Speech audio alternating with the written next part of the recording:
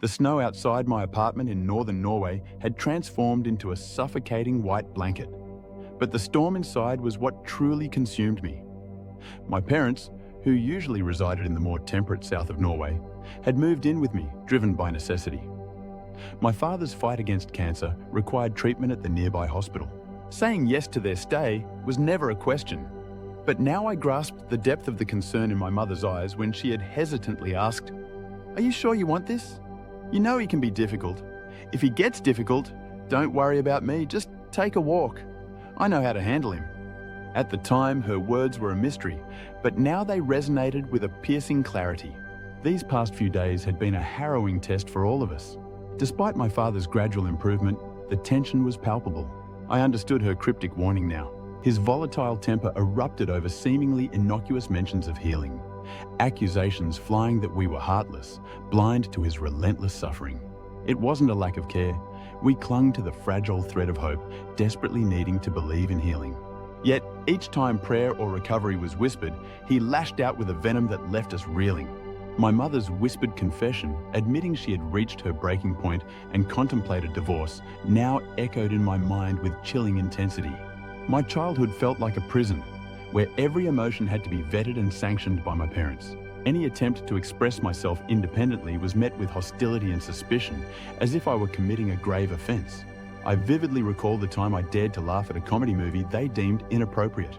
Their reaction was swift and severe, their faces etched with profound disapproval, as if my enjoyment of such humor was a dire indication of moral decay. When I embraced Christianity in 2001, the deity I encountered mirrored my parents with unsettling precision. Every emotion linked to the flesh was met with fierce hostility and deep suspicion, demanding relentless suppression as it was deemed sinful. This new faith did not liberate me from the shackles of my childhood confinement. Instead, I merely swapped one set of prison guards for another, substituting my parents with the rigid chains of organized religion. Yet despite everything, I couldn't escape the undeniable truth that Jesus was real to me.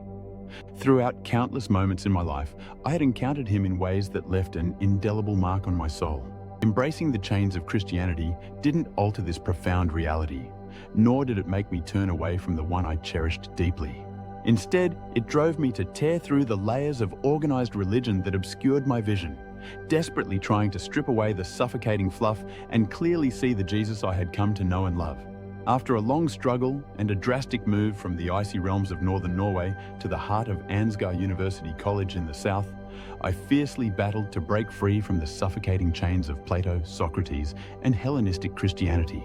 These philosophical jailers had imprisoned my soul and clouded my vision of the one I truly adored, Yeshua, whom I knew as Jesus. It was there, amidst the intellectual storm, that I finally shattered their hold and rediscovered the blazing light of the one I loved. There, at Ansgar, I encountered him once more, Yeshua, the Messiah of Israel, the very figure we in the Western world refer to as Jesus. But this was no mere philosophical echo, no Plato masquerading as Jesus. This was the authentic Jewish Jesus of the Bible, vibrant and alive. Alongside him was the genuine Jewish Paul, fervently instructing his followers to emulate the life and law-abiding path of Yeshua with unwavering devotion.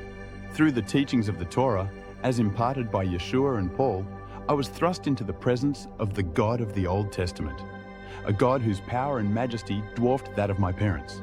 This is the God of Jesus, Paul, the apostles, Israel, Abraham, Jacob, Isaac, and the earliest Christians known as Jehovah. Unlike anything I had known, this God imbued me with a torrent of emotions, declaring them pure, for I was made in his image.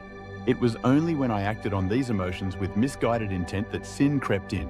In stark contrast to Plato's philosophy, this God saw the flesh not as corrupt, but as a divine creation to be revered and harnessed for his glory in the grand reconstruction of our world.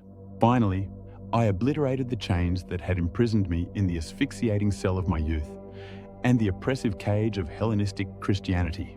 I tore myself free from the iron-fisted grip of its merciless wardens, Plato and Socrates, who towered like implacable sentinels over my spirit, trapping my very essence with their philosophical manacles disguised as Christianity.